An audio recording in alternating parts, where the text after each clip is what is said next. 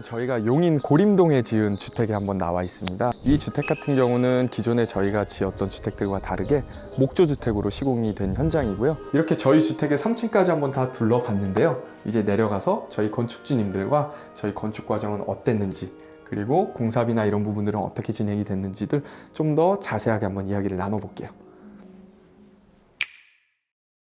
네, 오늘 이렇게 인터뷰 허락해 주셔서 감사합니다. 네. 감사합니다. 네, 기존에 아파트 거주하셨잖아요. 네. 어떻게 해서 이렇게 주택으로 이사를 오시게 됐어요? 일단은 저희가 아파트에 이제 살고 있다가 층간소음 피해를 너무 많이 당해가지고 이대로는 다른 아파트는 이제 못 들어가겠다. 네, 탑층까지도 생각을 했다가 네. 층간소음이 또 심하더라고요. 심한 데는. 그래서 저희가 너무 예민해져 있던 상태라서 무조건 단독을 해야 되겠다. 여기가 사실은 최초에는 기초가 돼 있었어요. 맞습니다. 다른 분이 원래 인허가를 하시고 기초공사까지 하신 거를 저희랑 이제 현장 미팅 왔을 때 기초가 돼 있는 상태에서 그때 미팅을 진행을 했었죠. 네. 저희가 그 미팅을 하고 공사 기간까지가 오래 안 걸렸던 것 같아요. 네, 맞아요. 한 3개월? 2달에서 3개월 정도 걸렸던 것 같은데 어떻게 그렇게 짧은 기간 동안 모든 거를 결정하고 하는 게 쉽지 않으셨을 텐데 저희를 선택하시게 된 것도 이렇게 확신을 얻게 되신 게 좀 어떤 포인트에 있으셨는지가 좀 궁금하거든요. 말씀을 해주셨는데 여기가 그러니까 저희한테 땅을 매도하셨던 매도인 분이 사실은 이미 문제가 크게 한번 있었던 현장이거든요. 건축이 이제 진행이 멈춘 거죠. 그리고 막 법적 다툼을 하고 있었고, 다행인 게 이제 이분이 받을 것만 있고 줄 게 없는 상황이어서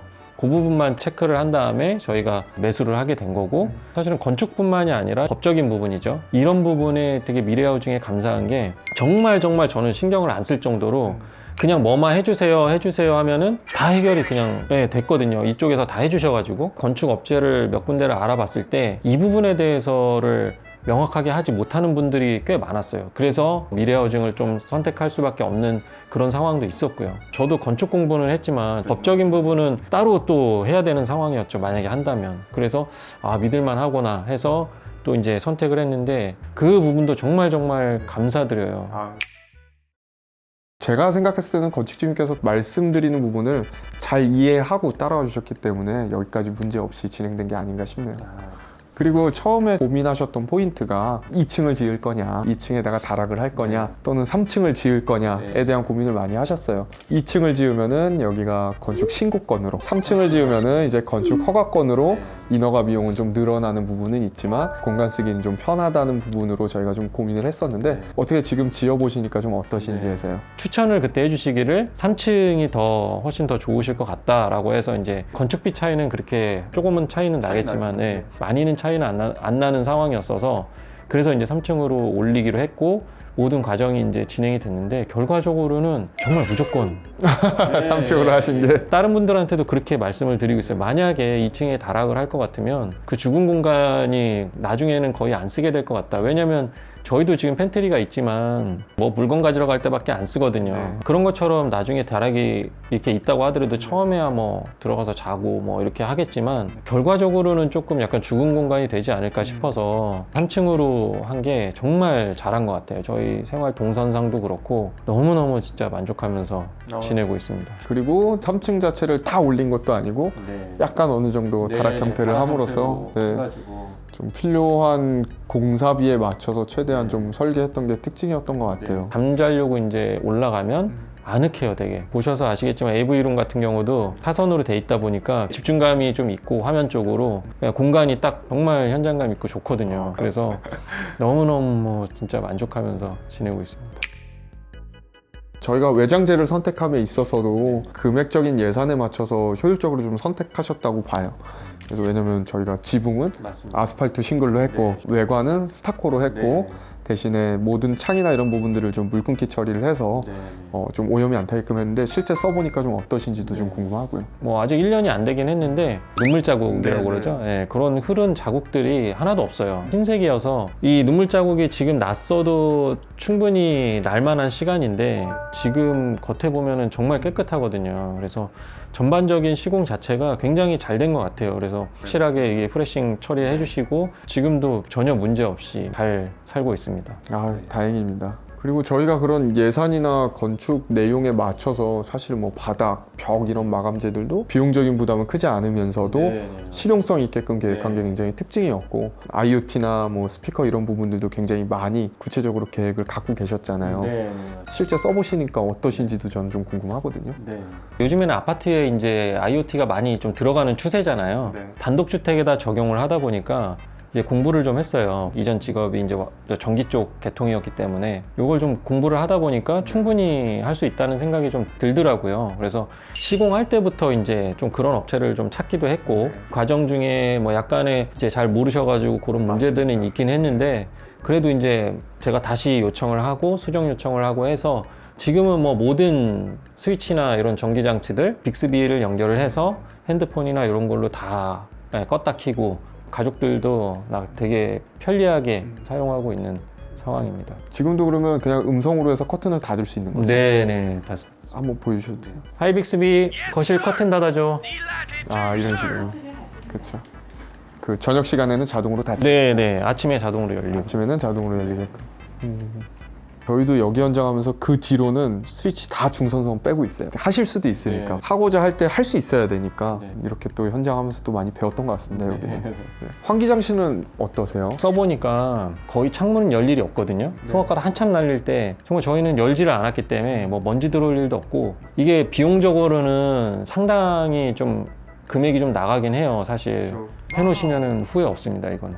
쾌적하게 주거하기 위해서는 자연 환기를 해야 된다는 그 관점 자체를 버릴 수밖에 없는 시점이 온 것 같아요. 건물이 또 단열이 있으려면 기밀성도 있어야 되고 근데 기밀성이 좋으려면 당연히 실내 공기질은 안 좋아질 수밖에 없기 때문에 건축주님처럼 창을 통한 환기가 아니라 이렇게 실제로 모니터링 하면서 기계식 환기를 하는 게 훨씬 더 비용 대비 뭐 건강이나 실내 생활에 대한 질은 훨씬 더 좋아지는 게 맞는 것 같아요. 건축님 아파트에 거주하시다가 주택에 살게 되셨는데 단열 부분에 대한 만족감은 어떠세요? 지난 겨울에 나름 추웠는데 이쪽이 또 용인 중에서도 더 추워요. 한 2도 정도가 더 낮거든요. 그런 상황이었는데 도시가스가 들어올 예정이어서 LPG 그냥 말 그대로 20kg짜리 LPG 통 제일 비싼 거죠. 그거 기준으로 했을 때 겨울에 한겨울에 한 우리가 22도, 23도 이렇게 놓고 지냈던 것 같은데 8만 원? 7만 원? 한 달에 그 정도 나왔거든요. 그러니까 굉장히 단열이 잘 되는 상황인 거죠. 그리고 창들이 저희가 다 남쪽에 있으니까 생활 공간에서 일사 에너지가 잘 들어오는 게 진짜 큰 장점인 것 같아요. 겨울에 밖에 그렇게 추울 때도 유리를 딱 만지면 차가운 게 아니라 미지근해요. 창틀도 마찬가지고. 그래서 확실히 이게 단열이 되게 잘 되는구나. 그리고 건축님 여기 총 그러면 공사비가 제가 기억하기로는 바깥에 부대적인 토목, 외부 마감도 저희가 다 진행했었죠. 주차장 마감 저희가 진행했었고 건축에 대한 전체적인 것들, 주방 가구도 일부 포함이 돼 있었고 시스템 에어컨도 포함돼 있었고 그렇게 했을 때 제가 기억하기로 여기가 총 공사비가 3억 6천 정도. 네, 맞습니다. 건물 면적 51평 기준으로 그 정도 비용이 들어갔었고 그리고 그거 외에 좀 추가적으로 지불하신 건 어떤 게 있으세요? 뭐 건축 진행하면서 아무래도 직영으로 진행을 했다 보니까 제 이름으로 뭐 보험이라던가 선제 고용보험 같은 부분이 있었고 그런 거랑 그다음 이제 뭐 허가할 때 허가적인 보험, 보험료 뭐 이런 것들, 산림보험 뭐 이런 거, 보증보험 같은 거 일부 있었을 거고 그런 거 다 해서 한 1,000만 원 정도 해서 한 3억 7천 정도 들었던 것 같아요. 공사비에 있어서 저희가 나중에 정산했던 부분이 제가 기억하기로 조금 있었는데 네, 거의 없다시피 해서 사실은 저는 강력하게 좀 칭찬을 드리고 이 업체를 추천할 수밖에 없는 게 정말 너무 많이 들었어요. 맨날 중간에 돈 더 들어야 된다, 이거 바꾸려면 뭐 해야 된다, 그 모르시는 분들도 자재가 들어왔을 때 이제 건축을 하시려면 자재 확인은 꼭 해보셔야 된다. 왜냐면 이게 단가 차이가 엄청 많이 나거든요. 짝퉁하고 진짜하고는. 그런 부분에서도 정말 하나도 틀린 게 없었고요. 저희는 정말 계약한 금액 거기에 딱 맞았다고 할 정도로 더 이상 들지도 않고 정말 뭐 모자라지도 않고 그래서 예산을 세우는데도 훨씬 더 좋지 않았나. 그게 만약에 나중에 더 추가가 되면 사실은 부담이잖아요. 진행하고 나서 사실 금액이 확 올라버리면 건축주 입장에서는 맞습니다. 세웠던 예산을 초과하는 경우가 많으니까. 그리고 사실 작은 부분까지도 되게 많이 신경을 사실 많이 써주셨어요. 뭐 예를 들어서 욕실 줄눈이라던가 이런 거는 저희도 건축을 하면서 되게 고민을 많이 했던 부분이거든요. 원래 이게 포함이 안 돼 있다는 걸 저희도 알았기 때문에 그러면 이거를 미리 하려면은 미리 업체를 섭외를 해서 진행을 해야 되는데 어떻게 해야 되지? 뭐 이런 것들도 진행을 하시면서 말씀 주셨듯이 이러하자 이제 자꾸 네, 컴플레인이 들어오니까 70을 이제 이렇게 하는 게 좋을 것 같다 하셔서 그래서 사실은 저희는 추가 비용 없이 예, 이렇게 잘 진행이 된 거거든요. 그런 부분들도. 저희도 경험하면서 문제가 생기는 건 계속 발전해야죠. 네.